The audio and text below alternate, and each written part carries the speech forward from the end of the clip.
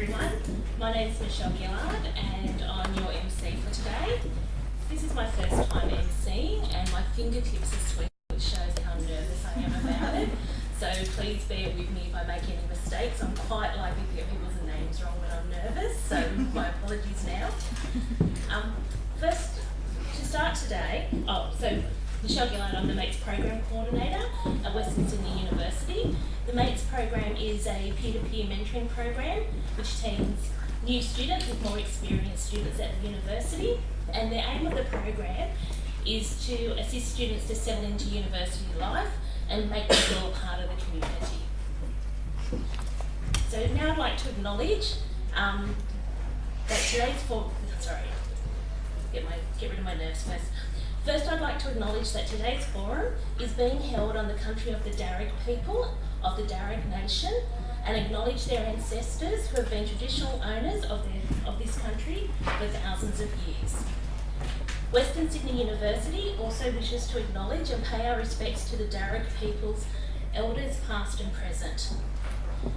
In 2017, elders from Indigenous nations across all over Australia gathered at Uluru and asked that our acknowledgements recognise their sovereignty, which they called a spiritual notion, and they explained it as the unbroken tie of a people born from this land, remaining attached to the land, and one day returning to it to be reunited with their ancestors. Those elders finished their statement from the heart, as they called it, by inviting all Australians to walk with us towards a shared sovereignty and a future of better understanding and mutual respect. In recognition of those words, our words should come from our heart, and I ask this afternoon, as the sun starts to fade, that you imagine you are walking barefoot along the banks of the river that's just below us, down this way. Imagine yourself walking barefoot along the banks of the river. The earth is bare, and you watch the tiny ripples on the river as the fish bite at the insects above. Feel the breeze that comes from the river and listen to the songs of the magpies, the rainbow lorikeets and the sacred kingfisher that is sitting down on a low exposed branch of a forest red gum. Look up and watch as the grey-headed flying fox fly overhead in a beautiful mass. I ask that you recognise this beauty of this land and the connection that the Indigenous nations who have been here for hundreds of generations and thousands of years feel with each step that they take, and that we recognise their sovereignty and spiritual connection to the land. Thank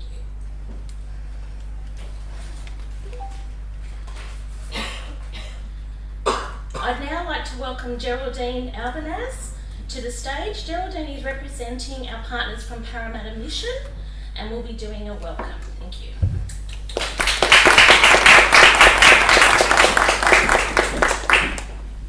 Thank you very much, Michelle. So it is my great privilege and honour to officially welcome everybody here today to One Talk. As was pointed out, my name is Geraldine and I'm currently the Acting General Manager for the Clinical Services of Parramatta Mission.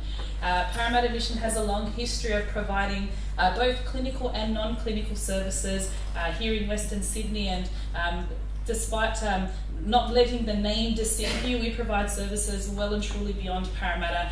In fact, as far as Taree is probably part of as far as we reach at the moment.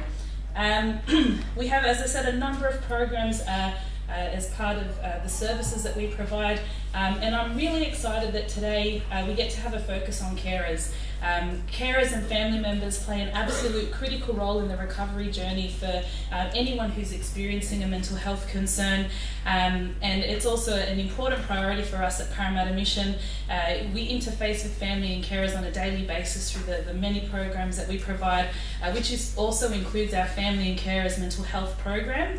I'm very proud of this program. In my time as a clinician within the Western Sydney Local Health District, that program is probably one of my number one referral points for anyone that I was working with. If their family members or friends needed help or support, I was always straight on the phone to the Family and Carers Mental Health program, so I will shamelessly plug them. There are some brochures at the back, and I'd be happy to take any questions from anyone in regards to their program. So as I said, very, very excited that we have this opportunity to have a focus on carers. We have numerous fantastic, wonderful speakers to provide information for us today with regards to family members and carers. And we are also very, very proud to be able to host this forum in partnership with Western Sydney University. Rowena's a top human, so I will thank her for all of her work, as well as the people who work alongside Rowena in helping to prepare this event. So there's definitely been a lot of work that's gone on behind the scenes. So thank you very much, everybody, for joining us here today. I hope that everybody gets a lot out of it, and I'm also very excited to hear all of the information that we'll be sharing today. Thank you.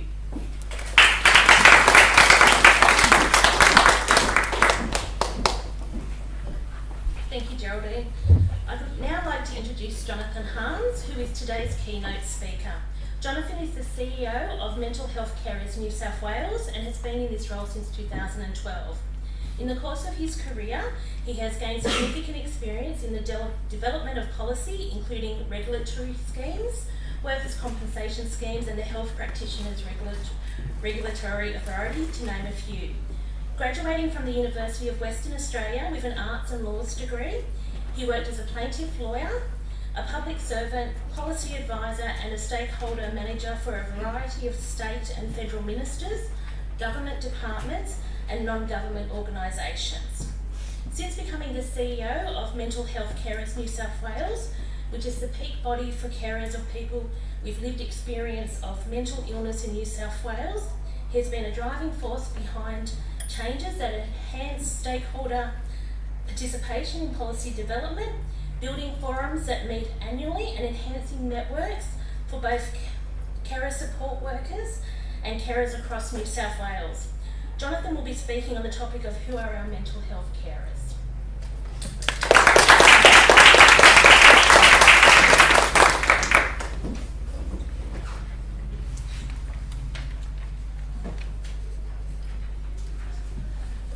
Thank you very much, Michelle, for that introduction.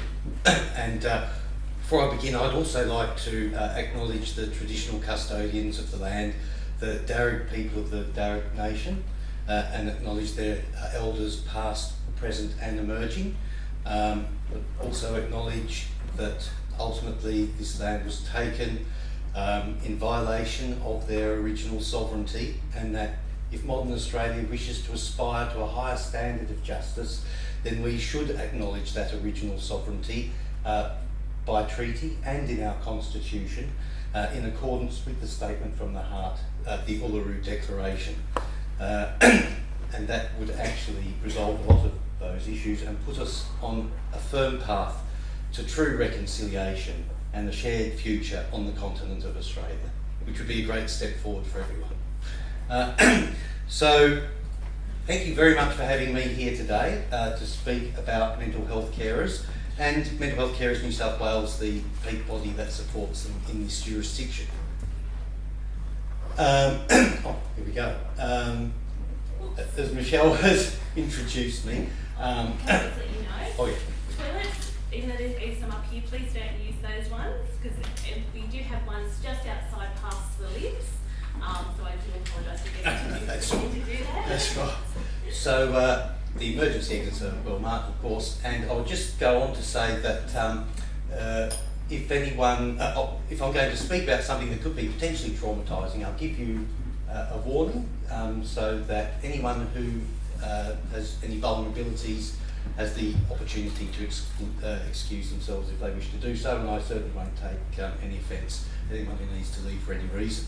So, Mental Health Carers is the peak body for mental health carers in New South Wales.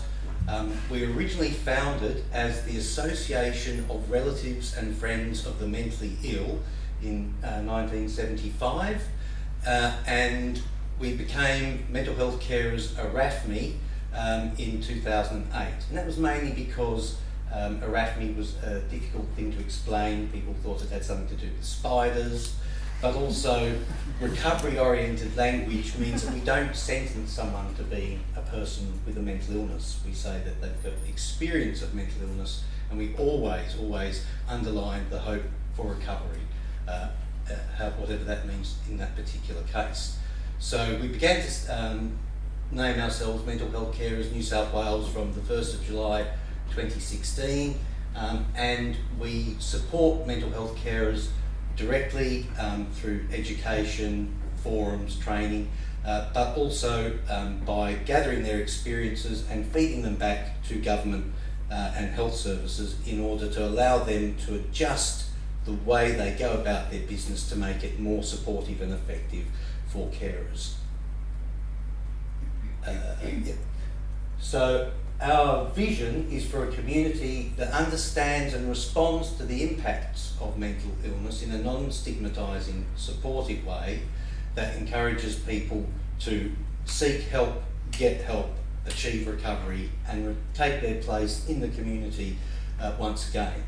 Our vision as an organisation is for a compassionate community, and that compassion obviously extends to the people who experience mental illness as well as to carers, but also carers that are connected and supported and able to undertake their role effectively. And our mission to achieve this, what we actually do about it, is we seek to empower carers for mental health, both their own mental health, which can suffer a lot if they are supporting someone who has a difficult condition and they're not able to access care and support of all the relevant kinds very readily, but also to empower them in their caring role, because they are often some of the most effective supports for the person who's experiencing that issue. Our organisation, I'll just briefly run through this. We run a Carer Connection helpline on the 9332 0700 or the 1300 number 554 660. We produce fact sheets, pamphlets, information, and there's a selection of those out in the foyer. And we provide relevant training and information, seeking to upskill carers to understand their role better and the service system that should be supporting them. We operate from the collective purpose offices in Woolloomooloo with our partners, the Mental Health Association, now called Way Ahead, and Being, which is the consumer peak body for New South Wales. We work to a number of statewide committees that set policy for health services across New South Wales. So the specialist child and young persons mental health services, the older persons mental health services, they are discrete parts of the mental health system that specialise in those age groups, and there are statewide committees that set the policy for all the LHDs, because otherwise the local health districts would have the opportunity to set whatever they liked as the policy, and you wouldn't be able to consistently deliver the same standard of care across the state. So it's important that we have that input. We also have our own committees which are focused on older persons, younger persons and adult mental health, but also alcohol and other drug issues, as they are very common in people who experience mental health issues. So we provide, run conferences, forums, we have a weekly email with information about the sector, and we share our peak body status in a way with Carers New South Wales, which is the peak body for all carers in New South Wales. We are recognised specifically by the Health Department to do specific work around mental health carers. And when it comes to advocacy, we actually collaborate quite a lot. We're on a lot of carers committees, and carers are on a number of our committees as well. So we try to give that consistent approach.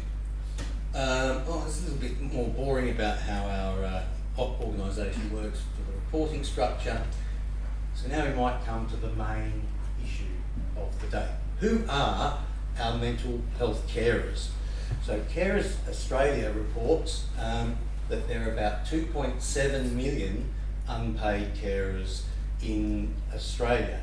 Now that obviously covers everything from parent carers to disability to older persons who are maybe needing aged care services or residential aged care. Of these, around 9% or around 240,000 are estimated to be mental health carers. So that is a person caring for a person with a primary disability or illness of mental health issues. It is very common for people who experience mental illness to have experience of other health issues, and they can be very intimately related, particularly among the older age groups. The care and support that unpaid informal carers provide should not be underestimated. There has been some work that says about $1 billion a week would need to be spent to actually replace the labour of carers, but of course we wouldn't actually ever want to do that, because that means taking people away from their families, their communities, who actually want generally to be able to support each other. So mental health carers, of those 240,000, they estimate around 54,000 are primary carers. That is the person who's providing the bulk of support to an individual. And I have to say that in the mental health system, carers are probably more important than almost any other sector as a general rule. And that is because, well, for two main reasons. One is that in the context of mental illness, people may not appreciate their needs for treatment and support, or if they do, for a variety of reasons, they may still choose not to try to get that help and support. They may have been alienated by traumatising and coercive treatment in the past, so they never want to have another bar of that. They may, as a result of their specific symptoms, be unable to appreciate that they are unwell. Or they may, because of their symptoms, understand that they are unwell, but not think they are worthy of getting support, that it's unnecessary to worry about them. All of these toxic ideas that are very undermining of a person's well-being. And I have to say that if a person does become alienated from receiving care and support, then they have a huge risk of very negative outcomes. So what we must try to do, and what carers generally try to do just naturally, is make sure that the sort of support we're providing is generally acceptable to that person. That can be a very difficult thing to achieve sometimes, but if you're not working together on recovery, then there's one person who has every opportunity to stop it in its tracks, and they often will do. So carers speaking carefully and clinicians working carefully with the person who's experiencing the mental illness to develop, where possible, a shared understanding of what's happening and what we're going to do about it together is actually a very important foundation for effective mental health support. And I'd also like to say that with the fractured and somewhat disjointed nature of many of our mental health and other social support services, carers are often the only people who actually give a damn about making sure that that individual gets supported at all. We strike too often in too many services, for a variety of very understandable reasons, the desire to move on the difficult customers that take a lot of resources up, that might not want your care or help, but who face terrible outcomes if they don't actually get appropriate support for themselves. So carers often don't understand that they are a carer. Carers often consider themselves to be a mother, a father, a brother, a sister, a child, a partner, or a friend of someone else who's in need. And there's often a low level of understanding that the support that they're providing is actually technically caring. And that can make things more difficult because we provide support, Carers New South Wales provides support for carers. If you don't understand you are one, then you're not even going to start looking for that kind of help. However, carers can be the most important partner for the consumer in care and recovery. Now, sometimes, of course, those caring relationships are not on a sound footing. There can be toxic carers. It's actually not very common, but it is something that we need to bear in mind, particularly if a person who has experienced mental illness doesn't understand or want to receive support. There's some legal mechanisms that have been set up to allow carers to have some influence over their care, get in particular some information and to be able to provide information about their care. But a lot of people, while they're experiencing symptoms, become more suspicious of the motives of everyone around them, and so it can create a very difficult dynamic within the relationship. And what makes it worse is sometimes the suspicions of the person receiving care are in fact justified. Not very often, but we have to have a system that is capable of distinguishing between sound, supportive care and care where the carer might need a few pointers on how to do it more effectively, or in some very small cases, if there's a history of abuse or other things, might need to be excluded from the equation for quite some time. So carers are recognised in a number of ways in legislation in New South Wales, and Carers Australia and Carers New South Wales has been very effective at lobbying to have the Carer Recognition Act implemented. This covers all carers, not just mental health carers, but it has a number of important provisions, including that it acknowledges carers make a valuable contribution to the community, that their own well-being is important and often suffers as a result of being on the treadmill of trying to get help for someone that's not readily available. They are diverse and have their own needs, and that they are partners in care. But perhaps the most important principle is that the carer's role should be recognised and respected. I will just say about the Carer Recognition Act, it doesn't have a lot of new legal obligations in it, unfortunately, on service providers, but it does have requirements for services to report on the number of carers that are using their services and how they're being supported and the outcomes that are being achieved for them. The Mental Health Act is the act that governs treatment for mental illness in New South Wales. Each state has its own Mental Health Act, and the reason we need to have an act to govern mental health treatment is because sometimes mental health treatment can be provided to a person whether they want it or not. That is almost unique in our legislative system. Generally, if you are considered to be of sound mind, you can refuse any medical treatment you like, even if it's going to terminate your life. But we don't extend that liberty to people with mental illness, and I have to say that on some occasions that is actually very important, because before you can recover from a mental illness you need to live long enough to do so, and sometimes mental illness can be a grave threat to your survival. I'll just let you know that at a talk that Professor Macquarie gave at the New South Wales Parliament, he was able to tell us that the most common reason for presenting at an emergency department if you are aged between 15 and 44 is a mental health crisis. That is the most common reason for presenting, which makes you wonder, doesn't it, why we do such a shocking job of supporting people in mental health crisis in emergency departments. And it is no coincidence, because we insist people take that path to get emergency care. We don't actually create other avenues. They're thinking about doing that now, but we'll wait to see that happen.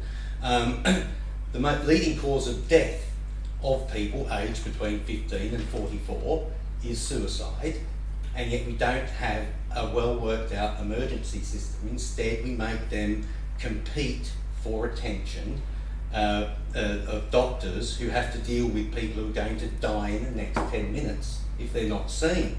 Now, it turns out that your mental health crisis is probably more likely to kill you than anything that's been brought into the ED, but it's not going to do it quickly.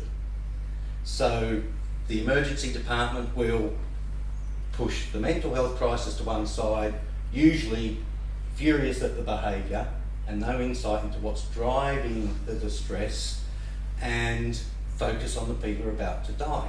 And you know, we wouldn't really want it other way, but maybe we would want a pathway to emergency mental health care that didn't force you to compete with physical health issues that are so acute. So the Mental Health Act 2007 has the purpose of both securing the civil rights of a person who's mentally ill, but also providing them with treatment on the occasions when they don't have the mental capacity to understand whether that is necessary or not for them. The objects of the Act, which was reviewed and reformed in 2014, now includes in the object section protecting the civil rights of a person who is mentally ill or disordered while providing them with access to appropriate care and, where necessary, to provide treatment for their own protection or the protection of others, facilitating the involvement of the person who is mentally ill or disordered in their care, and also that's not very well cut and paste there, but that should mean that it also facilitates the carers of people experiencing mental illness participation, where that's reasonable, in the design and management of their care. So the first recognition of carers in the Mental Health Act was the Act that was passed in 2007. The new Act in 2014 included Section 68 and H1 that includes every effort that is reasonably practicable should be made to obtain the consent of people to their treatment and to monitor their capacity to consent and support to the treatment plans that are being developed on their behalf. So what that means is that although a person might be receiving treatment involuntarily, they still need to be engaged in the design of that care wherever possible, and we need to reduce the involuntary elements of it to the extent that we are able to do that.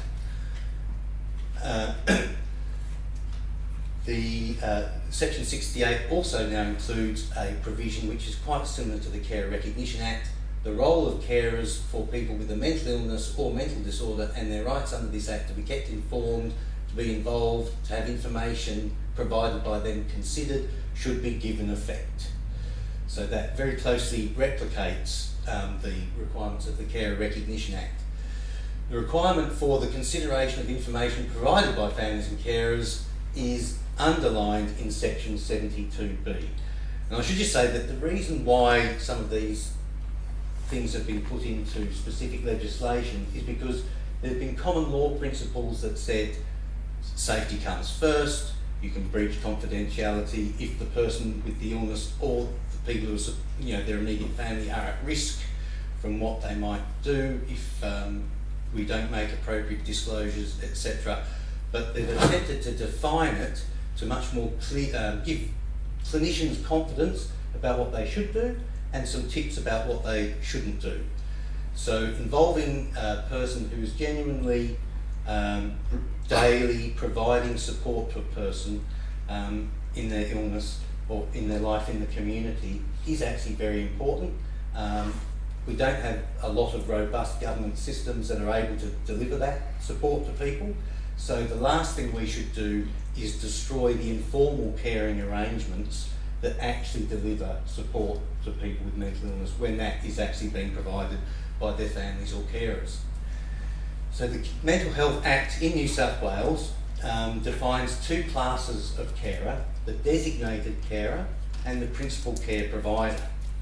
The designated carer follows on from the primary carer first recognised in the 2007 Act, and it's basically the people selected by the consumer in care to be their supports. And they can now select up to 2 designated carers. The reason why this was the first time that there'd been such an explicit recognition in a Mental Health Act. of the carer role. And it was a good first effort, but there were some difficulties with it, including that sometimes if a person didn't really want to get care or support, they could nominate another random person who might not have actually any role in their care to be their primary carer or designated carer.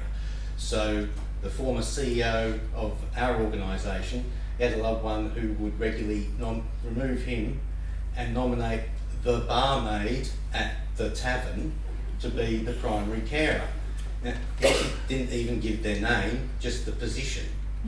I won't give you the name of the tavern. So, A, it would be wildly inappropriate to share his confidential information with the barmaid, right? And B, it's unlikely she'd have much positive contribution to make to that care. So maybe suggesting he goes home a bit earlier. But in order to get around the issue of people being unable or unwilling to nominate an appropriate designated carer or primary carer, they've introduced, after some lobbying by our organisation, the concept of the principal care provider under section 72A. A principal care provider is a person who's actually providing support to the person and can be identified by the clinical team for that purpose. So it's always the authorised medical officer of a mental health facility or the director of a community treatment who's got the right to decide on involuntary treatment and some of those other decisions around recognition of carers, for example. Now, famously, the Mental Health Act also gives consumers of mental health services the right to exclude some people from receiving information.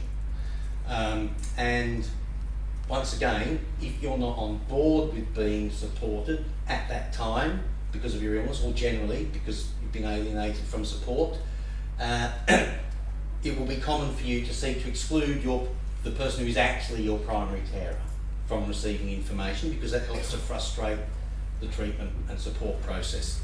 So section 72 says that the authorised medical officer must give effect to a nomination, a variation or a revocation of a nomination. However, there's some limits on that. And basically, section 7 spells those out, that the authorised medical officer is not required to give effect to a nomination or a revocation if the person doesn't have capacity to make legal decisions because they're too unwell at the time, and I think you actually need both things, that exclusion or revocation would increase the risk of harm to the person concerned. So, for example, if you live with mum generally as an adult child with mental health issue, and you seek to exclude her, and that means she's not going to receive any information about your care, and she might have decided that if that happens, you can't live here anymore, that's the sort of scenario that would actually seriously increase the risk of harm to that person. And also, I should say that if a carer is going to have a role in someone's recovery, then they at least have the right to be told in general terms what that role is, so that they can understand it and agree to it. These issues can be minor in some cases, but when adult children are obliged to live with parents until the parents start to become frail and aged themselves, some of these issues actually become very live indeed and do result in very significant changes to the way a person's living or where they're living. So the principal care providers, the nomination is made by the authorised medical officer. They can be excluded by the consumer, but not if they don't have capacity and increased risk of harm.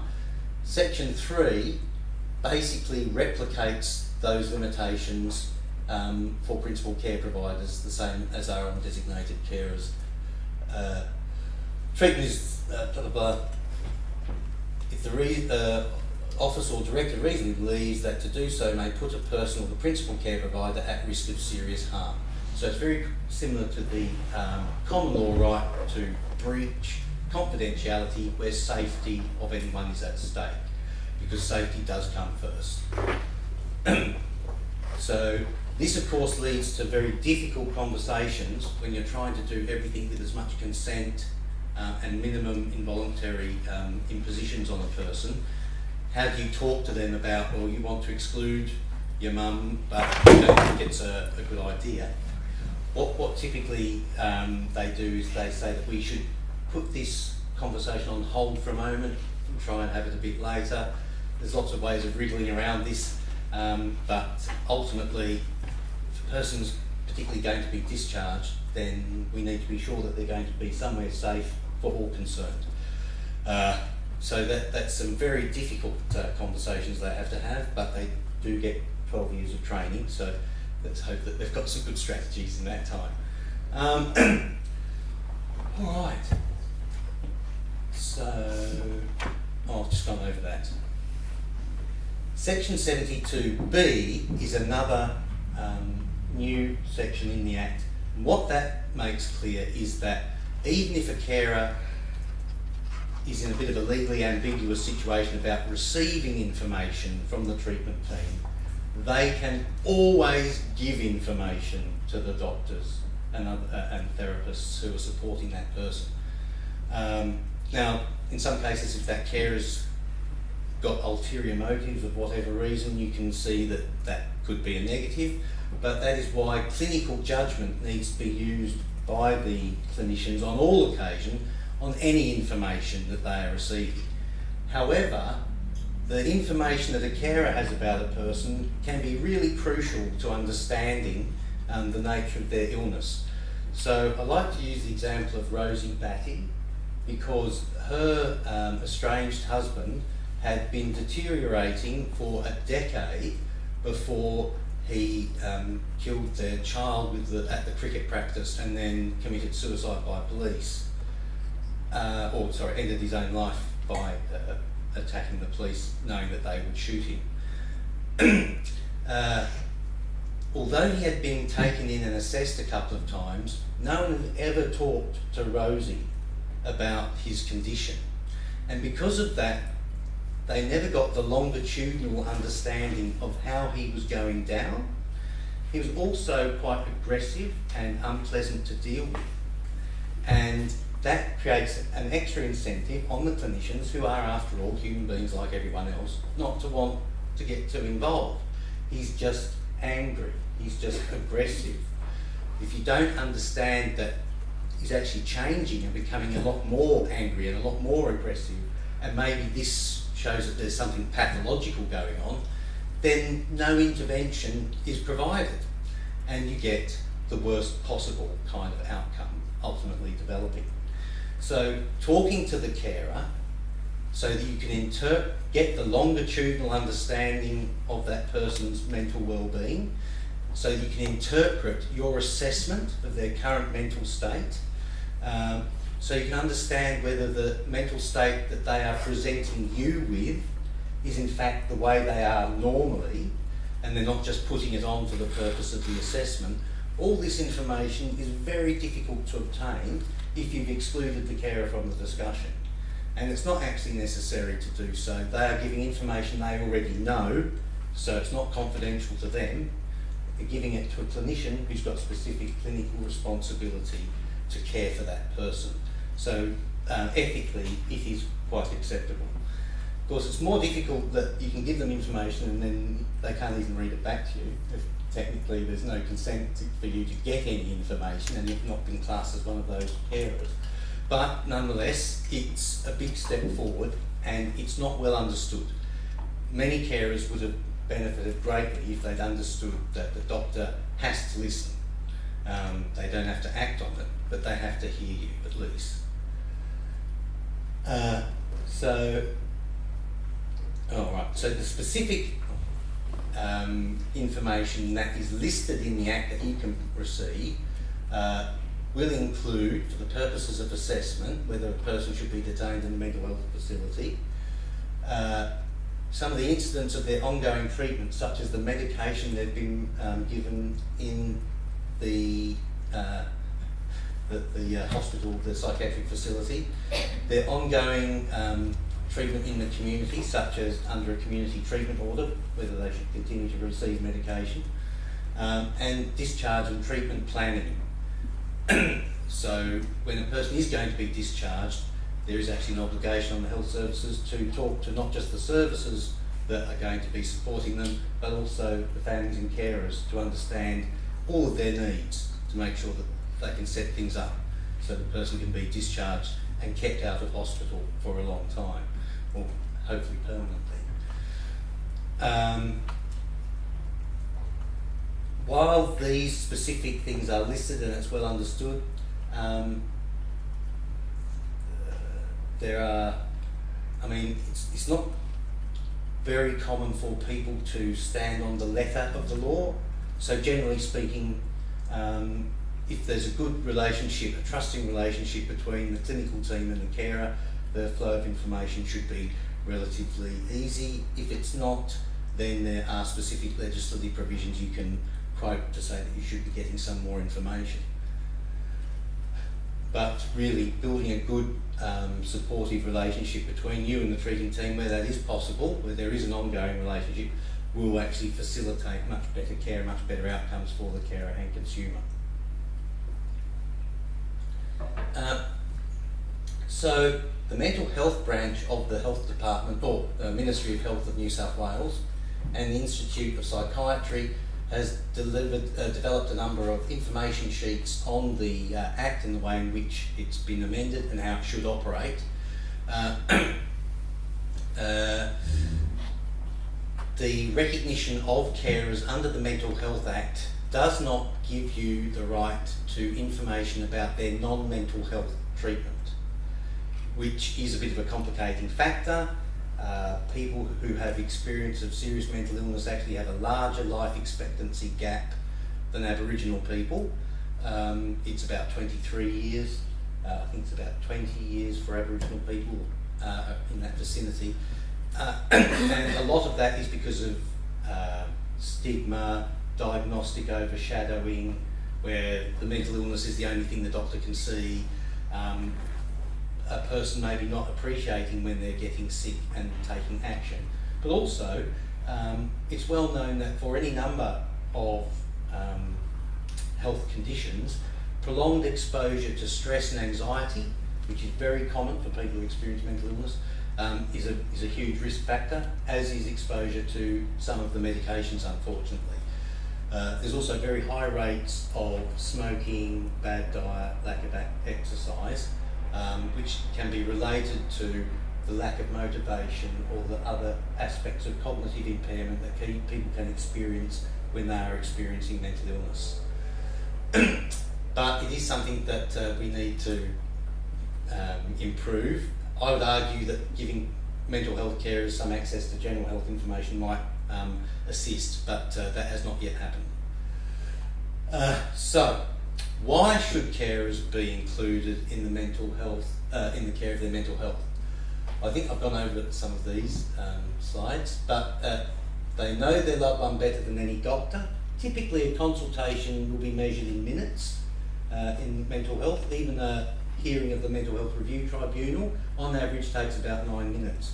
So that is a very small amount of time to have a real clinical understanding of what's going on for a person.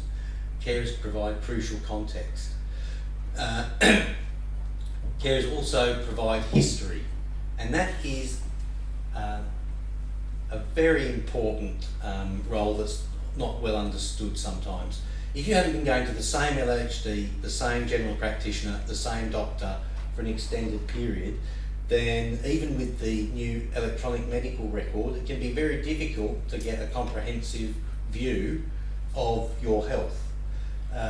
And particularly around mental health, if the person themselves can't remember it or doesn't necessarily want to divulge it, the carer can be very important. And this can be crucial when it comes to things like medication, what a person's tolerant of, what a person can't take, which has gone badly for them in the past. So that history is very, very important and one of the crucial roles a carer provides. The relational aspects of mental health and mental illness are also now just coming to be properly understood. So there's a very good article which was actually written by clinicians in New South Wales, Beyond Relational Recovery, Beyond Individualism in the Recovery Approach. And the point that this article makes is that many aspects of our mental well-being and our mental health are actually very crucially tied up with the relationships we have in our life and the way we're treated by the other people in our lives. So even our experience of identity is often crucially built upon who our tribe is, who our family is. So if I'm an Aboriginal person who's been raised in that family context, I have that wonderful 70,000 year history to look back on. It changes the way, or it gives me a different perspective on the natural world in Australia and all of those other things. If I've come from people who came over on the First Fleet, I've got a completely different view of those things. So my sense of myself is often built by the family relationships that I have. But also things like hope for the future, hope for recovery, those things are very dependent on the way we're treated. And if people treat you as if you're sick and you're never going to get better, then that obviously can have an impact, particularly if you're vulnerable, on whether or not you do eventually get better. So just like the old Chinese proverb which says a child is like a blank piece of paper on which every passing stranger leaves a mark, our mental health is similar, because it is impacted by the way in which we're treated, who we think we are, where we've come from. And if we take the individualist concept of recovery too far, then we sort of make people responsible for becoming sick. And we make them entirely and solely responsible for getting better. And neither of those two concepts are realistic at all. So the relational aspects of good mental health and the way in which they support recovery, and the role that carers who see the person every day have in reinforcing that identity, reinforcing that hope, building those skills and helping people to take their rightful place in the community, that is coming to be more and more strongly understood, and starting to be understood by the clinical systems and the clinicians as well. There are major projects going on in New South Wales around trauma-informed care and the avoidance of seclusion and restraint in mental health facilities. And the way we avoid seclusion and restraint in mental health facilities is we know enough about the person to understand what triggers them and what helps them to reduce their distress. And we avoid one and ruthlessly enforce the other. We bring the distress down. Because if we keep re-traumatising people every time they have contact with the mental health service, they're not going to get better. We're going to injure them again. And that will prevent an effective recovery being made. So I won't go through too much of these phone numbers and things. There's definitely ways in which you can contact people. The mental health line is the statewide line that will get you to the nearest acute unit in your area. If a person's unwilling to go and has no ongoing relationship with the mental health service, then it will often need to be the police that do that, or ambulance, and that is in itself far from ideal and can be very traumatising to a person who needs to be taken to hospital for an assessment, but that's where we are at the moment. The other concept that is being employed more and more in health are peer workers. Peer workers usually refer to, or most commonly refer to, people who've had experience of mental illness and recovery, and there are now carer peer workers also being employed. Consumer peer workers, the peer workers that have had the experience of mental illness and recovery, have got great credibility with other consumers, and they've had to navigate all the complicated systems that we have in our society and maintain their mental health. So they actually can be very helpful in giving real advice and information to consumers, but carers, they have a similar role. No carer peer worker is going to dismiss the concerns of the carer about the condition of their loved one, and that's a very important thing. Okay, so the Mental Health Review Tribunal is the body that supervises involuntary treatment in New South Wales. A person will be assessed by the tribunal to make sure that the treatment is indeed necessary and should be delivered on an involuntary basis within 2 weeks of being admitted. If they seek to be discharged, they can get a hearing within 3 days, theoretically. And the Mental Health Advocacy Service, which is a division of Legal Aid, should represent them. Carers should be advised that these hearings are going to be taking place. They have no particular right to participate. If you want to have your information included in the tribunal's deliberations, you can write them a letter, but it's actually better to talk to the doctor and get them to include it in their report. There is a capacity for you to give information confidentially to the tribunal without it being disclosed to the person concerned, but at least their advocate must know because of the duty to natural justice. So I'll send this presentation through with all the details so that people can get it emailed to them, and there'll be one or two little typos fixed up. The official visitors are very, very important people to handle complaints in mental health facilities. They actually inspect acute units and authorised areas, and they are actually paid to advocate to the health service to make sure all of the standards and rules are being met. The other official community visitors look at mainly supported accommodation, and the other things are mainly for when the healthcare's gone very badly indeed. Guardianship is available for people who've got persistent lack of mental capacity to make good decisions for their own healthcare, but typically people who experience mental illness experience periods of incapacity and periods of good health. So guardianship is often not appropriate for people who are going to be quite well most of the time. If, however, a person is so disabled that they're probably not ever going to be able to make sound decisions about their own welfare, then guardianship might regrettably be necessary. The trustee and public guardian have been amended recently, and there is a slightly different regime.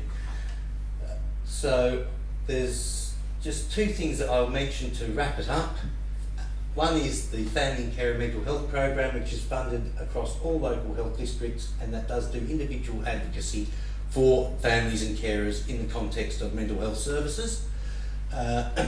The Your Experience of Survey, YES survey, is a survey for people who've received mental health care.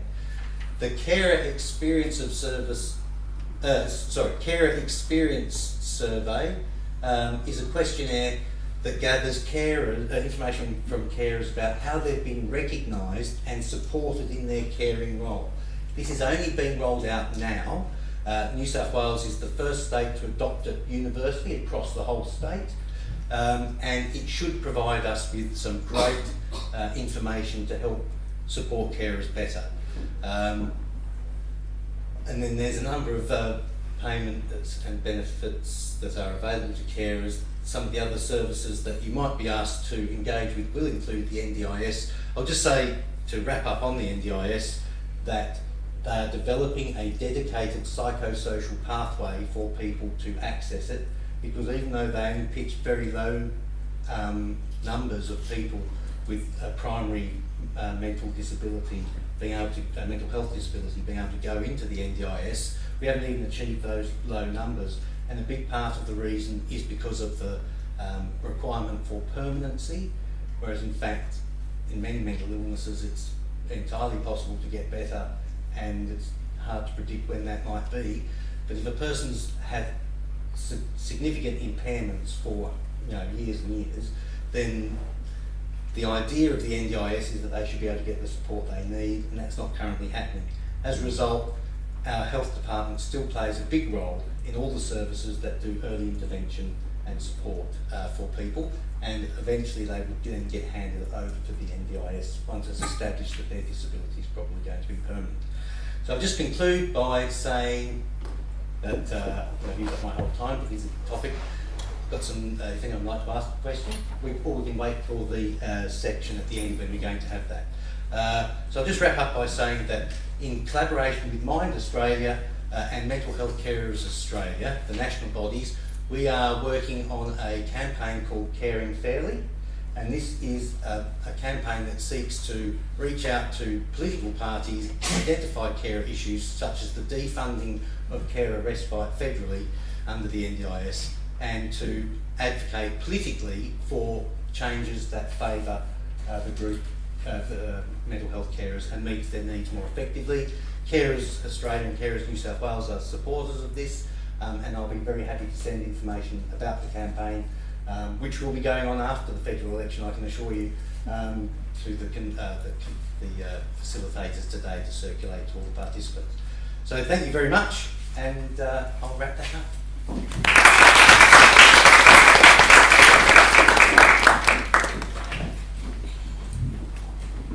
Thank you, Jonathan.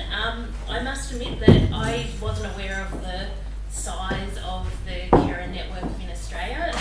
I was gobsmacked by the 2.7 million unpaid carers in Australia, and it also made me realise that I'd never thought I'd been a carer, but now I realise that I was, and I can see how if I sought services to help me, I would have supported that person in a much better way. So it's something that I'll share with others, and even within my own program, I can see how it will make a difference, because I'm sure we have lots of our students who are carers, and they're dealing with lots of issues on top of being carers as well. Now, I think everyone's going to have a lot of questions for Jonathan, so we are having a panel discussion at the end, so please do keep those questions in mind. I can see that we're making progress to a much better system. It is a slow process, and without advocates such as Jonathan, we wouldn't be getting there at the speed that we are, so thank you. So now I'd like to introduce Natalie Steinhardt. Natalie will be speaking on the topic of who are young carers. Natalie Steinhardt is one of 2 young carer project officers at Carers New South Wales, working with children and young people 25 years and under across the state who care for a family member or friend with a disability, mental illness, drug or alcohol dependency, chronic conditions, terminal illness, or who are frail. Natalie has a Bachelor of Justice from Queensland University of Technology, majoring in policing and criminology, with a keen interest in youth justice and community services. Can you please welcome Natalie up to the podium?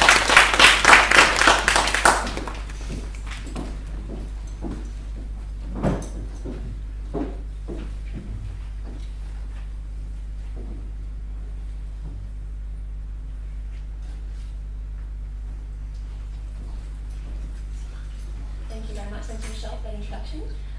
Jonathan's keynote was a very tough act to follow, but I will do my best. Thank you. So yes, my name is Natalie. I'm one of the Young Carer Project Officers at Carers New South Wales. I only have a short little session for you today that hopefully will complement all you've just learnt from Jonathan about mental health carers. And I'm here to talk to you a little bit about young carers and give a bit of context around their lives and what they're doing. So I'll start with who is Carers New South Wales. So we are the peak non-government organisation for carers across the state and a member of the National Network of Carers Associations. So there is one in every state of Australia, and our vision is an Australia that values and supports all carers. We as an organisation work with carers regardless of their age, life stage, circumstance, and this does include individuals who are caring for people relating to ageing, disability, health and mental illness. Who are young carers? I'll kick off just with a very, very short video before I get into the content. This was a workshop we ran in July 2017. We brought 20 of our young carer leaders into our office in North Sydney.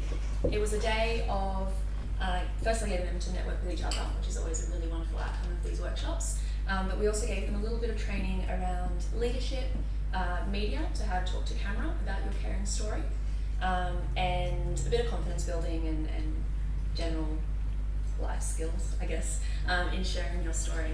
And you will see a familiar face that you're going to hear from after me as well. In Year 9, I remember writing an article for our local school newsletter about how time is never certain, because I have recently gone through a lot of negative things in my life.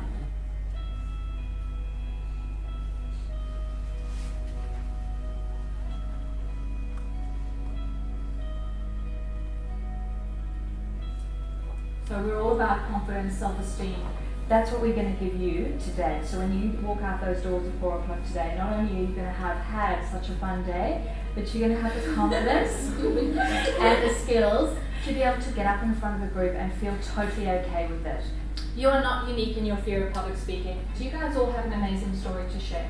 And if you can get up and just be authentic about your struggles and what you've gone through, that's really important. Your story is going to help someone else. Hi, I'm Kira, I'm 18 and I was 6 years old when my brother was born. I remember that day very clearly because I wanted a little sister. I also found out that my brother was born with Down syndrome. Hi, my name is Danica. I'm 16 years old and I care for my older sister who's 23. She has epilepsy, anxiety, and a rare intellectual speech disorder that is yet to be identified. Hi, my name's Lauren. I'm 21 years old. I look after my twin brother who has 8p minus 4p plus syndrome. Part of the 8th chromosome is missing and part of the 4th chromosome has stuck added onto it. I'm 17 years old and I'm a secondary carer for my dad who's a quadriplegic. I take care of my mother who suffers from depression, anxiety and panic attacks. I started caring for her when I was 5 years old. I'm 22 and I care for my mum who has bipolar and cancer, and also my younger sister Rhiannon who has hypermobility connective tissue syndrome. I'm 17 years old. I care for my 3 brothers, all who are on the autism spectrum. I look after my younger brother Lockie who has autism, OCD, ADHD, who suffers from epileptic seizures and has Asperger's. During my HSC, 5 o'clock in the morning, I got a phone call saying that my father was in an accident with one of my horses while he was training. He is now an incomplete quadriplegic. When he had his accident about 2 years ago, it kind of changed my perspective. Everything had to change. We had to move to a more wheelchair-friendly sort of home. The way I looked at the world kind of changed as well. And these last 2 years has probably been the toughest 2 years. Being a carer isn't a job or a role, it's just a part of life. Carers do amazing things and they do it out of love and family and friendship. There's over 900,000 carers in New South Wales and 100,000 of those are young carers under the age of 25. And it's really important for the community generally to think about where carers are in the community and support them. It's been hard, don't get me wrong. It's had a huge impact on both my social life and my education. Ever since I can remember, I was caring for my mother, but in high school it got too much, and with the stress of schoolwork and caring, I had a nervous breakdown and was put into hospital for 5 weeks. It's had a pretty massive impact on the whole family, with myself and both my parents suffering from mental illnesses. In saying that, I would not swap out their wonderful personalities and the opportunity to spend time with other young carers for the world. The hardest part about being a young carer is people not understanding. But I'm so grateful for many people who do understand through programs like Young Carers New South Wales. Through Carers New South Wales, that allowed me to develop my skills and become a stronger person. That allowed me to develop emotionally. I finally realised that I wasn't alone anymore, and that was the most wonderful thing in the world.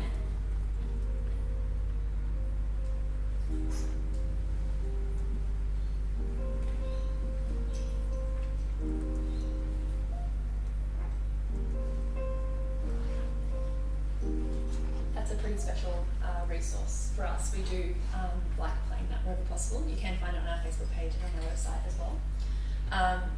I think it's a really beautiful example of the diversity of the group we're supporting. In that video, you heard from two sisters who became carers in a matter of moments when their dad experienced an accident, and then other young carers who have been caring for as long as they can remember. So one young man who can kind of remember caring from about 5 or 6 years of age for his mum living with mental illness. So a lot of different stories, a lot of different circumstances and scenarios, and as a project officer at Carers New South Wales in the Young Carer program, it's my job to make sure that they all feel welcome somewhere and captured and part of a much bigger community. Because there are a lot of these stories, and a lot of young people in this situation might not even share with each other this is happening.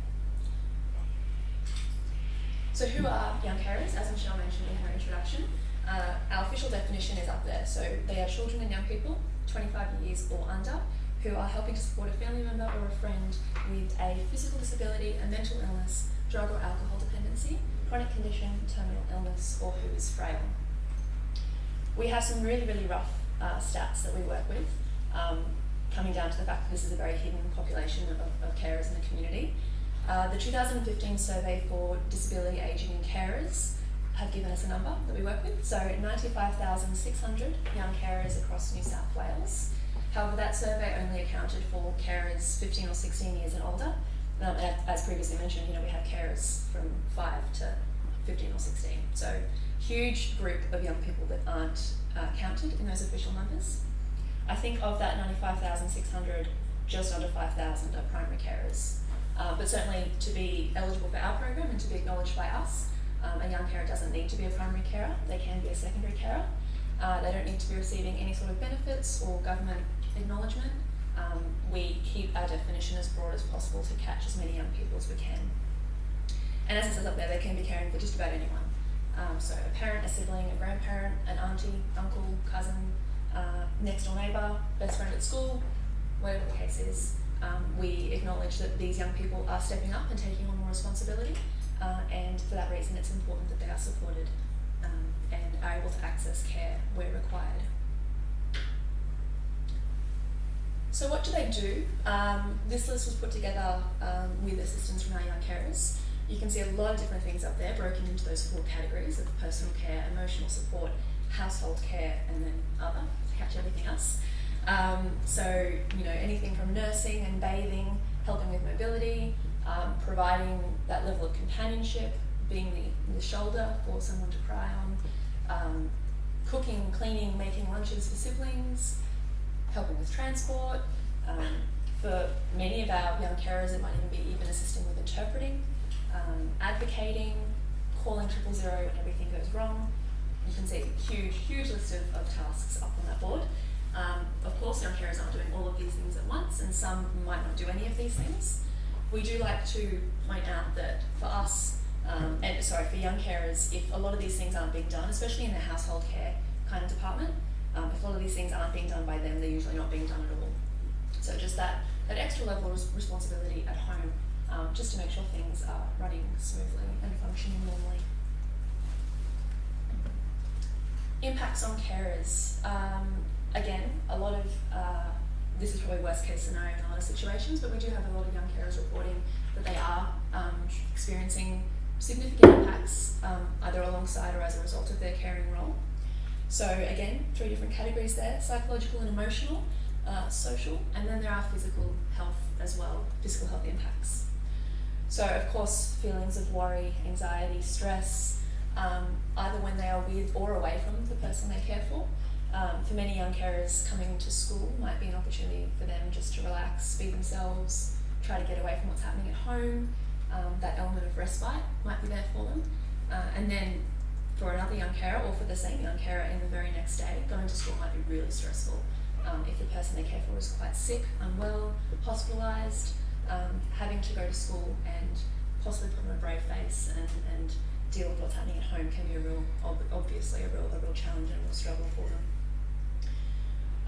Young carers report to us feelings of guilt, anger, feeling isolated or misunderstood, all the feelings as well that can come from puberty and going through high school, and all those standard life stages added on to their caring role can be a challenge. Difficulties forming intimate relationships or friendships. Again, there's 2 sides of the coin here. So for young carers who are spending a lot of time in doctor's surgeries, hospitals, talking to adults about the person they care for, it might be that they have a really hard time connecting with people their own age. Being a child and doing things that children do might not be something that they spend their days doing. On the flip side of that, we have had a young carer recently.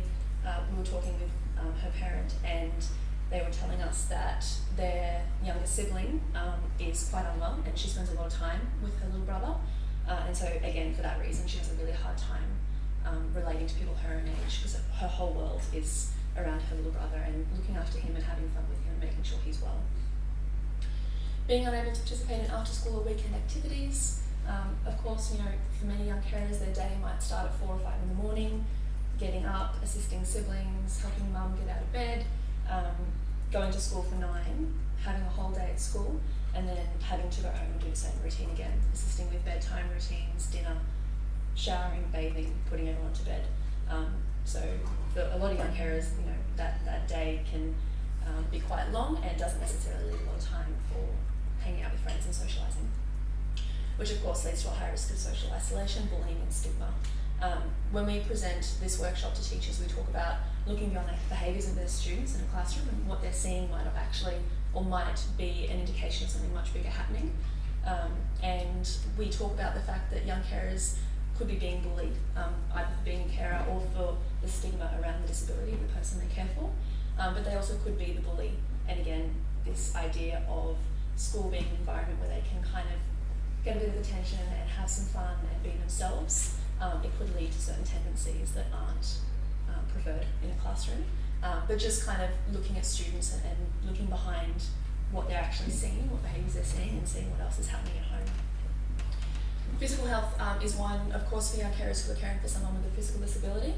I mentioned, you know, 4,900 primary carers in the young carer community, and often it is the primary carer, so in situations where the young carer isn't a primary carer, it's usually the primary carers who are receiving wheel handling training.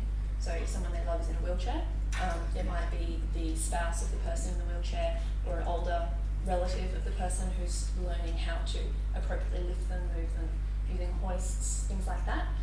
And so the young carer might miss out on that opportunity to learn those skills, which in turn would put them at risk of injury when they are assisting with those tasks day to day at home. Interrupted or inadequate sleep. So of course, alarms going off through the night for some young carers, assisting with medication, just poor sleep patterns of the person they care for, which in turn affects their own sleep, and then long-term impact of chronic stress and exhaustion. On the social isolation point, I will mention a case study that we have had quite recently. So we are supporting a young carer who has a sibling with very challenging behaviours, and she talks to us about how she doesn't like having friends over after school, doesn't ever invite anyone back home, because her brother has punched holes in the walls of their house through his own behaviours and the aggression that he can display, and it's just too hard for her to explain that to her friends. She's a bit embarrassed by it, and so for that reason she doesn't have anyone home. I finish up just with how our program exists, why we're here, and how we can help as well. So we were developed to make a positive difference to the lives of young carers and their families. We spend as much of that day talking to parents and guardians as we do with young carers themselves, and we're designed to be that central point of contact. So being a statewide service, it's just myself and my colleague. Our job is to catch young carers in our little circle, make them feel as safe and comfortable as possible, and then refer them to services in their local area. Anywhere from Sydney to Broken Hill, we can provide that support for them through information referral, mainly over the phone. We can be reached Monday to Friday 9 to 5, and we can refer to a counselling program currently, so there are changes happening in the carer space, but certainly for the time being, there is carer counselling available through our National Carer Counselling Program. Any questions, you're welcome to give us a call about that. Leadership opportunities, I mentioned we have a cohort of young carer leaders who we work very closely with, Debica being one of them, who you're about to meet. We often get inquiries looking for people to interview, certain media opportunities, and going into schools and presenting at forums like this as well. We have opportunities for young carers to be more engaged with us and advocate on behalf of their own community. Monthly e-newsletter, which you're welcome to sign up for. a website which has almost too much information. You need a strong coffee and a couple of hours to go through that one. And our Facebook page, which you can engage with us through. We post as many things as we can through that, just to keep families and young carers engaged. I will be in the foyer after today's forum, so please do pop through and say hi. Any questions, you're welcome to put them to me. Otherwise, thank you so much. Give us a call or hop onto our website if you have any questions. Thank you.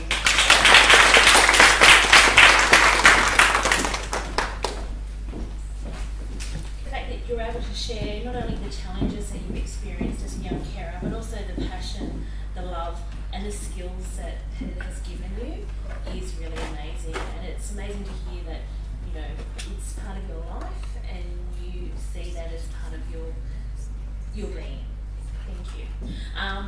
And it's also really interesting the fact that those new challenges, so as you step into a new phase of your life, there's disruption for the family, and it's a new path that you have to tread, and it can be very complex. So thank you.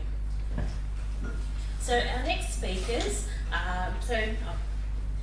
as the program coordinator of the Mates Mentoring Program and as a student here at Western Sydney University, I'm proud to say that I've been amazed by the proactive teams that we have here who are genuinely interested in the students that they assist.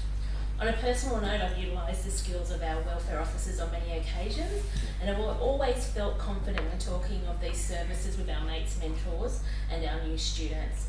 So it's my pleasure to introduce our next two speakers, Melissa Orsino and son Kim, who are both members of the Western University Student Welfare Team.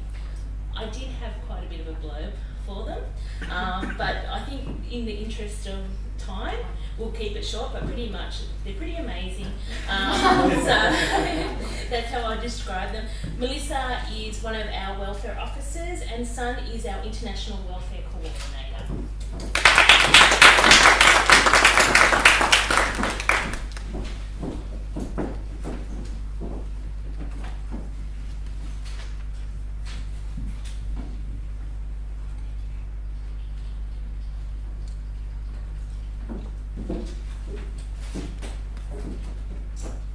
Thanks for that, Michelle. And thank you, Davika. Your presentation was absolutely mesmerising. It's great to hear the personal experience. It really brings it home. Okay, so our presentation is from Western Sydney University, as we work for Western Sydney University, and how we support our student carers. It's important that I start off by saying the University of Western Sydney values and acknowledges the important contributions carers make to our community. It takes a very special person to be a carer, as Davika very clearly demonstrated. Many carers do acknowledge the rewarding contributions they feel for caring for their loved one and the satisfaction knowing they are helping somebody else. However, it's important to recognise carers as individuals, not just by their carer's role. Carers have their own goals, desires, which need to be supported and encouraged. Student carers have a difficult job of balancing their caring responsibilities along with being able to fulfil their own personal goals. Students have described this balancing act as walking a tightrope, wanting to make sure they are there to provide the necessary care to the person they are caring for, while at the same time maintaining their university workload, along with their other personal activities. This is not easy, to say the least. Many carers have expressed the internal conflicts they feel on a daily basis. The want to care for their loved one, while at the same time wanting to achieve their own personal fulfilment.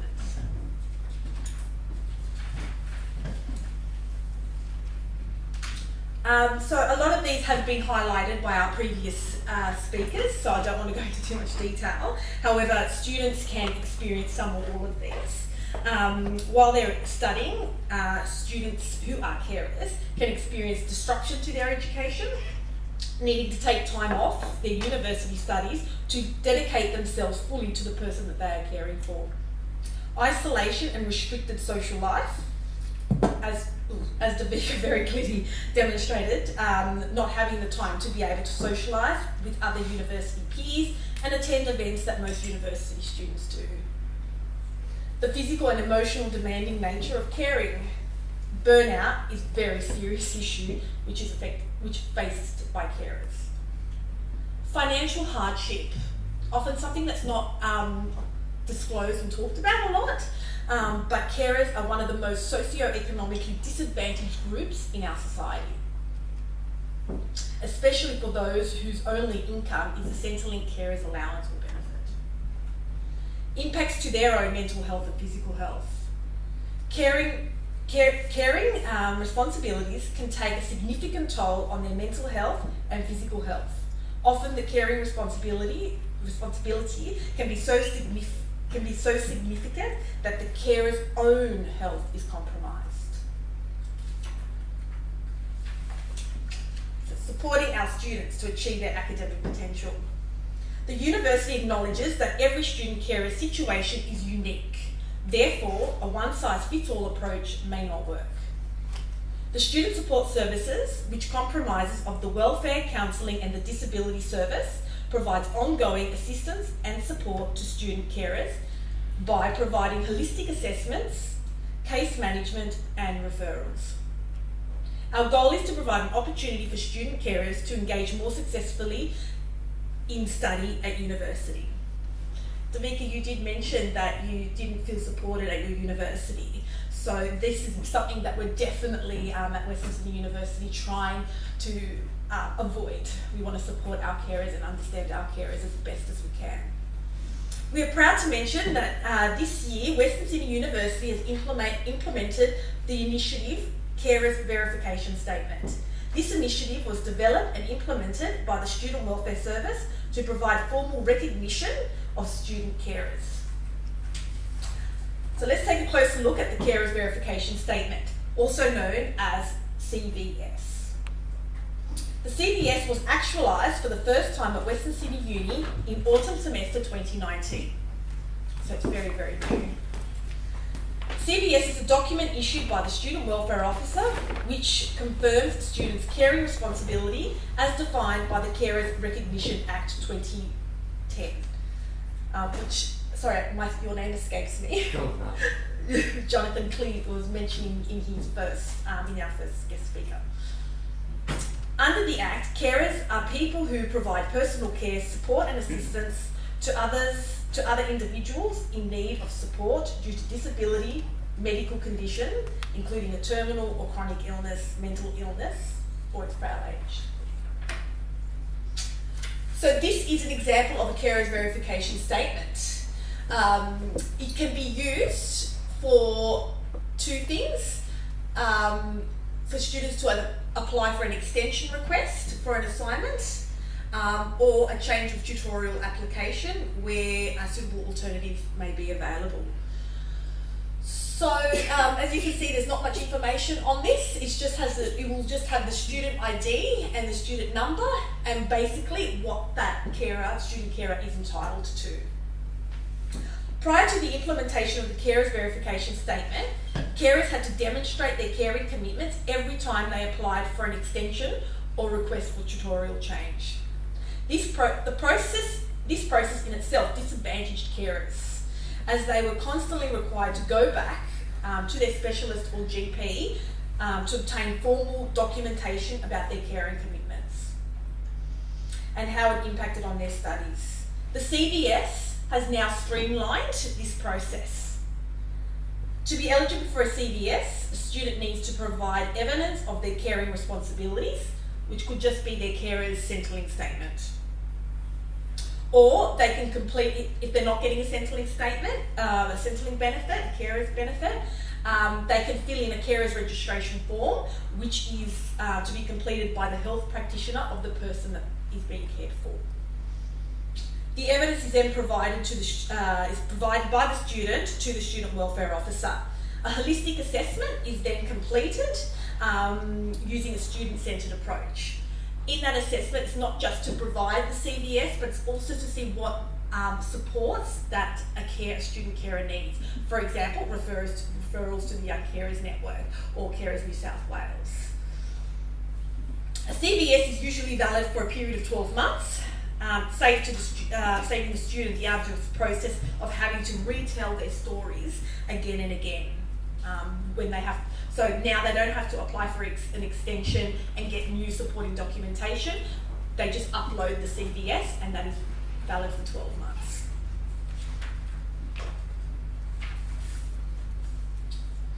A student welfare officer supports a student throughout their life cycle at student carer throughout their life cycle at university by providing case management and support. And even when it comes to the end of the 12 months, a welfare officer will definitely speak to that student to see what else they need and if they need another CVS. I'm now going to pass you on to my colleague Sun, who will finalise and finish our presentation. So my name is Sun. As mentioned, I'm International Student Welfare Coordinator, so I mainly work with international students. So these are some of the challenges that international students face, even when they come with no other responsibilities. This means if international students are caring for someone, it's likely they are doing it away from home without any support from the extended family, and maybe not aware of any of those services that they could get benefit from. These issues are not separate. They are really closely linked to each other. When one area in life goes wrong, it can affect other areas of life and has huge impact on their mental health and well-being. So CVS is not exclusive to local students, it supports all students, including international students. And if anybody here are international students or work with international students, I know that student visa, there's a lot of restriction and requirements on student visa. However, there's legislation that supports international students who need help. So we can put some support strategies together and to support them throughout their studies. So as Melissa mentioned, the CVS kicked off in early this year in autumn. So we've done a lot of promotion through all possible channels. But what is the best marketing tool? Word of mouth. So we need you to tell people you know about our CVS. And from my experience, a lot of people, and especially international students, they feel comfortable talking to people that they feel comfortable talking to, that they trust. So it can be their peers in class or lecturers or professional staff or their friends. So it is really important that we are aware of this service so we can tell those who need help who couldn't come to us. We also have newsletters for carers. So students who are given CVS are given opportunity to sign up for these newsletters. These newsletters to inform students with caring responsibility about other opportunities like scholarship, young carers events and university initiatives, but also to let them know that they're not alone, like we've seen in the video. How they can contact Student Welfare Service, we've got various means. They can call us to make an appointment. They can go onto our website to find information. We have information about carers, but also any other welfare-related matters. We also have Ask Welfare, which is an online form. All our service is free, to some people's surprise, because some students think that they have to pay for the service. It's free, professional, absolutely confidential.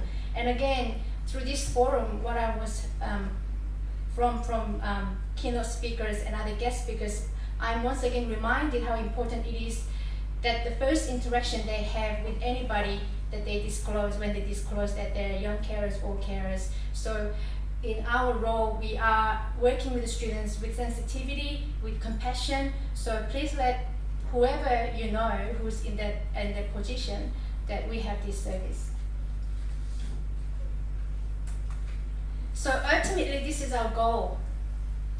So university is working in partnership with students to help achieve their personal and academic goals and feel well supported at university.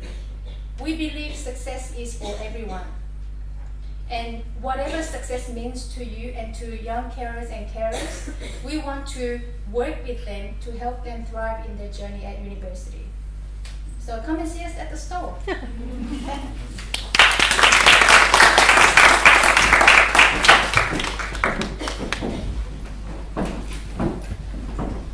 you, Melissa and Son. Definitely want to help you promote the program. Now, in my first role as an MC, I've been dreadful in timekeeping, so my apologies to everyone for that. I promise to get better next time, if there is a next time. So what we'd like to do now is open up the floor to questions. So if we can have our guest speakers come on up.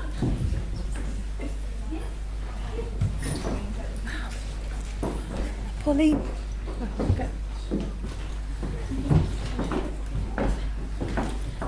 What we may do Caitlin. is, if you've got a couple of questions, we Andy's might got the limit mic. each person to one Do you want question to ask to one of the start volunteers with, if- and if we have time, we'll come back.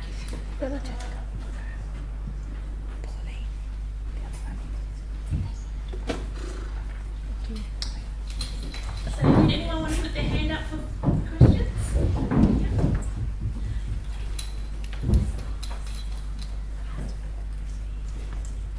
Thank you.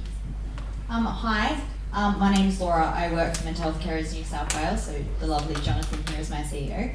I just had a question for Melissa about CVS. I'm formerly a young carer myself.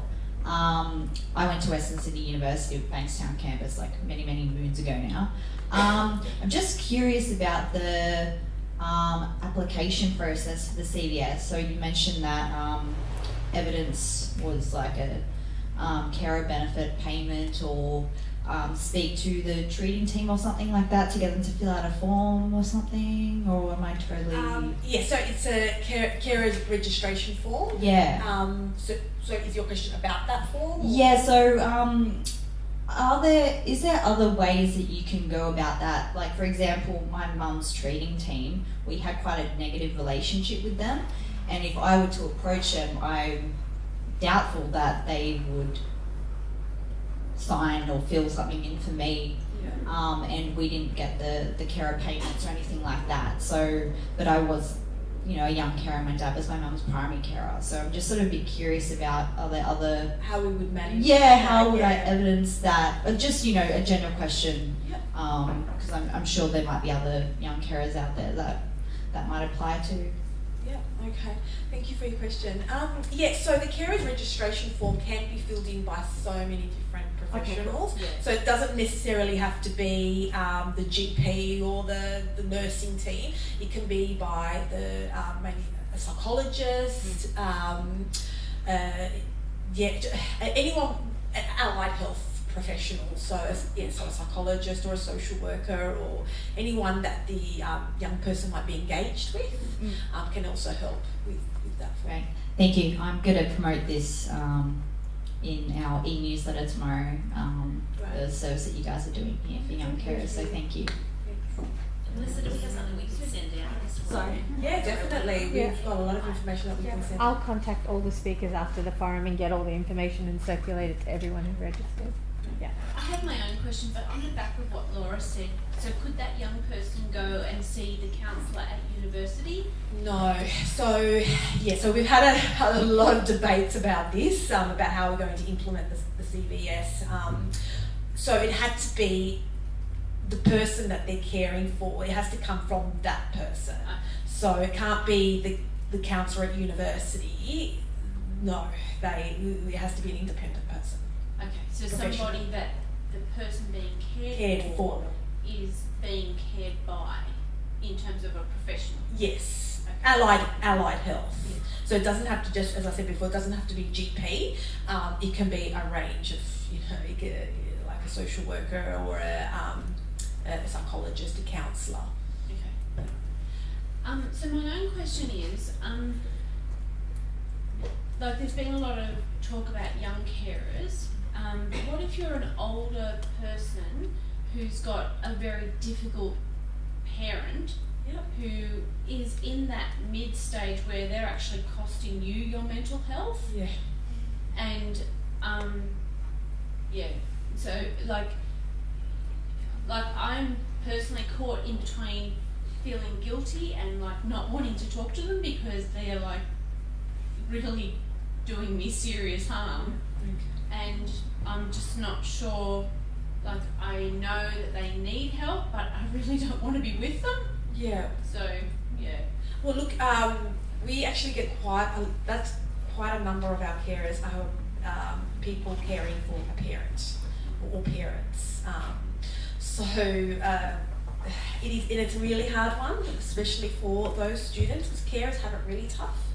And it's important that we do see a lot of those students because we can link them in with a lot of external support, internal and external supports within the uni and outside.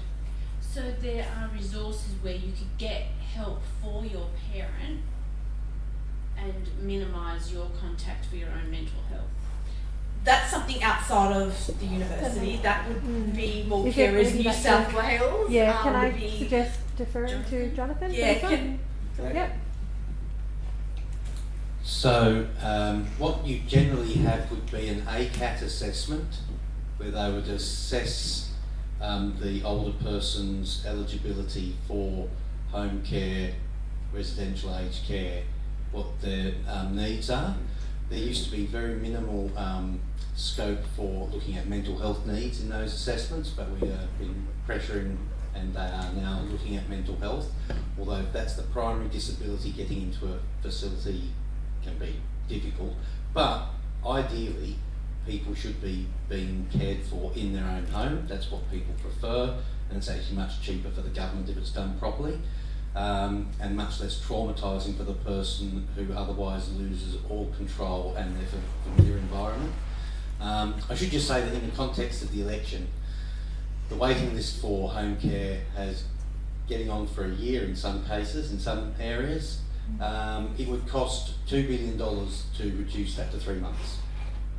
But so far no one's expressed any interest in actually paying that bill and improving the welfare of our most vulnerable, and that's something we hear a lot about in mental health all the time. However, I'd suggest the ACAT assessment first, if they've got significant needs, and it sounds like they do.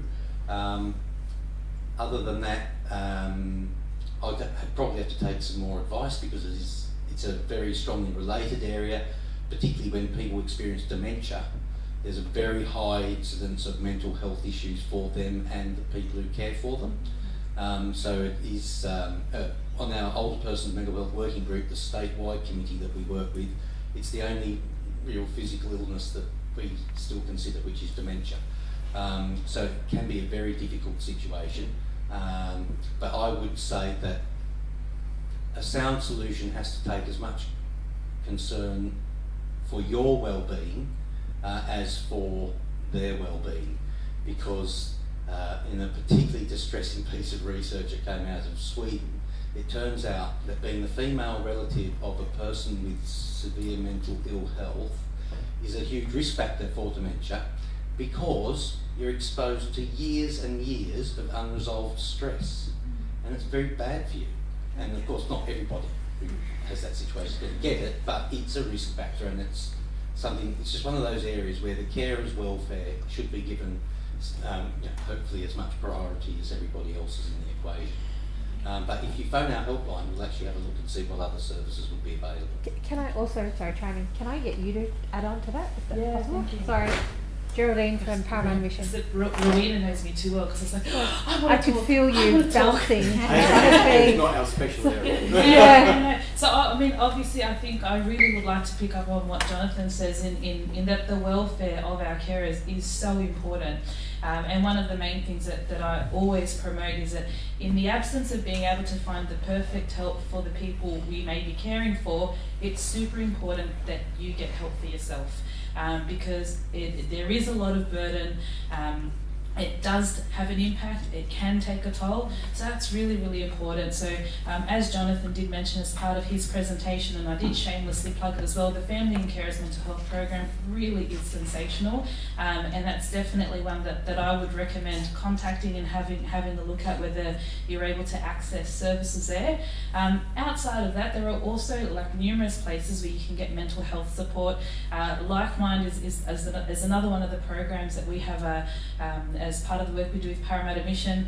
It's very similar to Headspace, and I just say that because lots of people know Headspace, except it's for adults. Okay, so for anyone who is 18 and over, there's no geographical boundaries associated with attending, so if you can get yourself to Seven Hills or Penrith, our clinicians will happily meet with you, talk about what your needs might be, and then work to link you in with psychological support as well. So that's, I like to talk about that because it's not known enough, kind of what LifeMind is and what's available with it.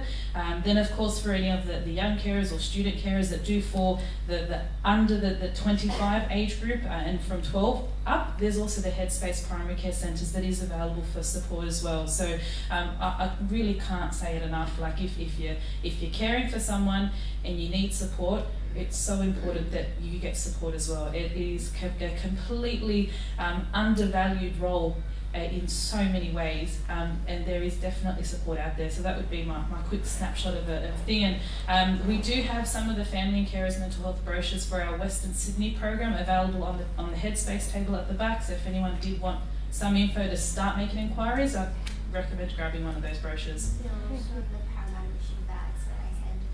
Oh, perfect. Thanks, Caitlin. I have a question. Sorry, I don't. This one's close. Yeah, I think you know me. I never need a mic, but okay, I'll do it.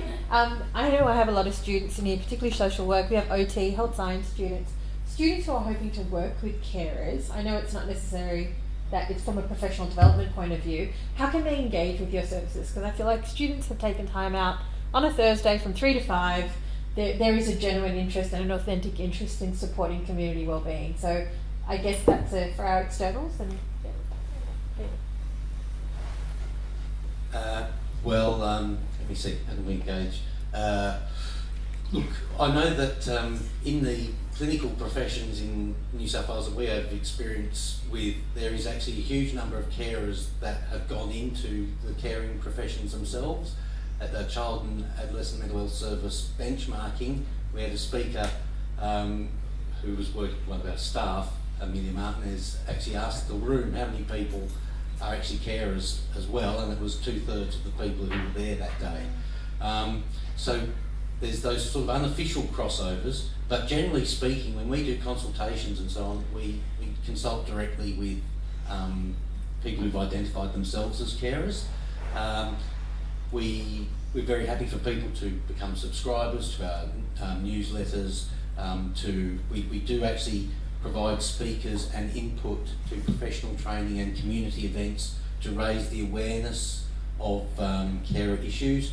And I will send around the information pack for Caring Fairly for people who might want to get involved in advocacy and things like that.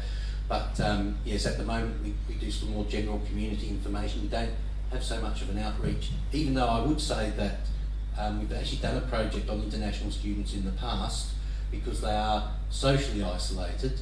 They come from a variety of backgrounds with a variety of understandings of mental health and mental illness, and they often wind up caring for each other because there's no one else to do it that has that sort of intimate relationship, or they don't get any care at all except from when they have to go back home or they get formal services. So it's a bit of a difficult area, but. Sorry. I just want to add from more of a carer's perspective, because I feel as if with us, most of us just want to be like, if you want to know about what a young carer is and what our role in the person's life is, just ask us. If you ask us in an empathetic and in a way that is respectful, we're happy to share. But it's more about a lot of us have had instances where people have asked us questions that are quite confronting and quite upfront and in a way ill-informed, and they're not very respectful in that manner. And so in order to, you know, talk to one of us, as long as you're respectful and mindful that, you know, it is a private matter, and, you know, we will be happy to share with you most of the time, but you just have to ask us in a way that you would want to be asked. I think that's one of the major things that as a clinician and as a student going into nursing and as a young carer myself, I think is if you want to be asked, like if you want to ask us a question, think about the way that you would ask it and ask it that way. And yeah. Can I add on to that actually? Sure. Yeah. I'm Laura again. Work at MHCN. Not sure if this relates, but we take student placements. So usually Masters of Social Work students. We've got one coming on from Western Sydney Uni in a few weeks actually. And yeah, so if you're interested in that. So I'm going to do a shameful plug Yeah. with Kieran and Daniela. They're placing with me. So if there's a collaboration that welfare, mental health carers, and we can kind of work on, they're looking to work with us to do something in the uni community. So if you have an idea around international, I guess, I've got you for 200 of the hours. We've got 200 each hours to build a project. So shameful plug. Sorry. Done.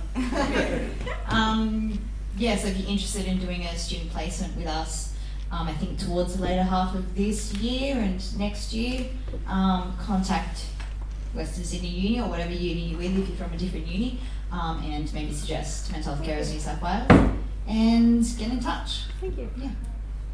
I might just sort of add so OT as well, and obviously have gone into a caring profession and now involved with your mental health. So I think, you know, kind of the, you know, how do you get involved? I mean, I think the way you put it is perfect. You know, in the caring profession, you will come across family members and carers all of the time, and I think just kind of, you know, being respectful of that experience and just asking about it. You know, it's you know, carers are not a mysterious thing that they're really hard to find. They're everywhere. There's really kind of no secrecy about it, you know. So yeah, so for me, I think it's just approaching everything with that, and I think particularly with an openness and curiosity, and asking things very genuinely and authentically. You know, I think that's kind of always a good stance and approach to take. But yeah, if you're studying something in the caring profession and you want to get involved with meeting and helping and supporting carers, you will 100% guaranteed you will come across it. It will come up, and that sort of sense of respect for the lived experience will go a long way in how you interact and engage with carers, in understanding their viewpoints and their needs, in providing support for the person that you're also trying to support as well. So Any other questions? We'll wrap it because the catering's out the back waiting for us. I'm sure we're all getting ready. So to close this evening, we have Andrew Pryor, who is from our partner Parramatta Mission. Andrew is also a board member with Mental Health Carers New South Wales and the Youth and Family Participation Coordinator.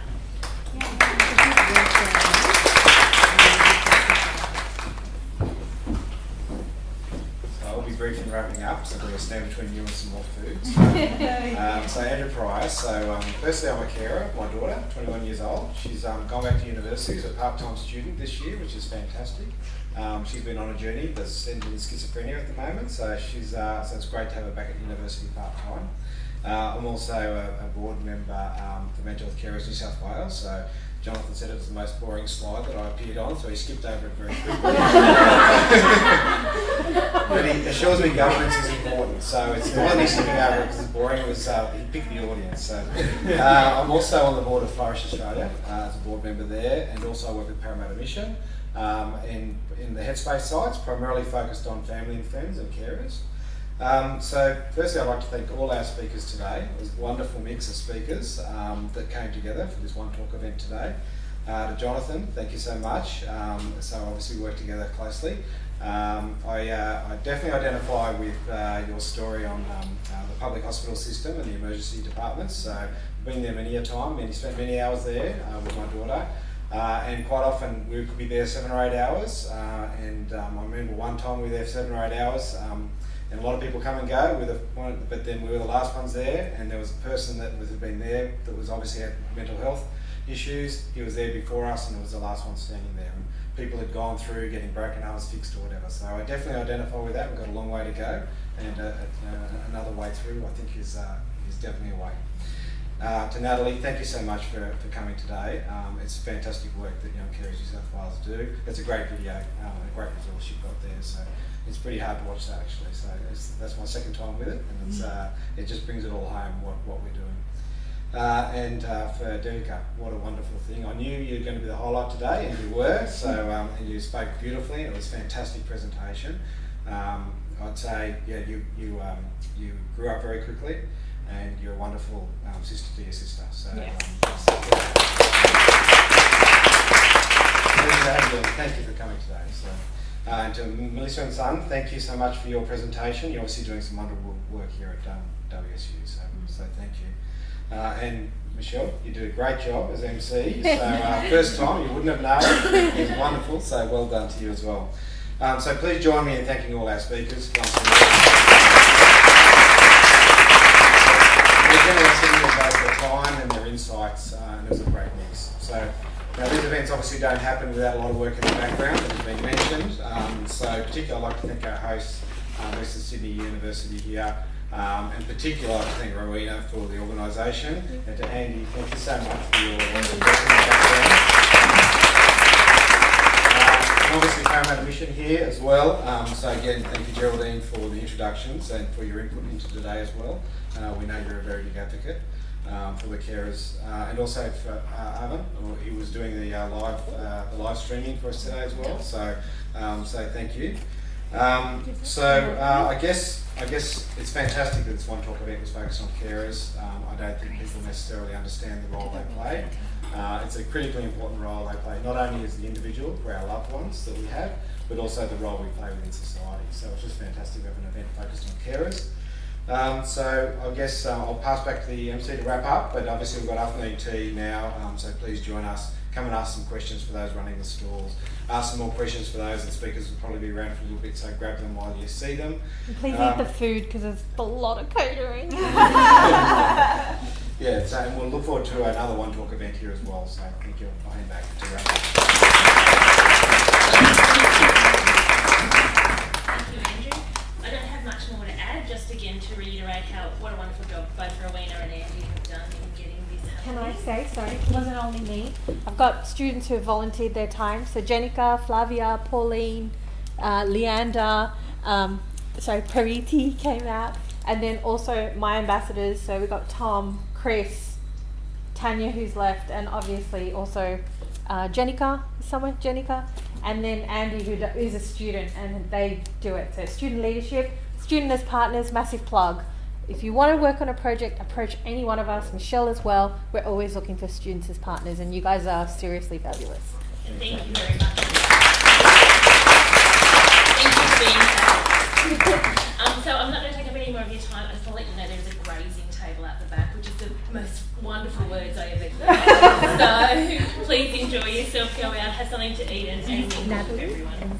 To welfare team. The welfare team. Jenny. Thank you so much. It's just a little token of thanks to say thank you for taking time out for us.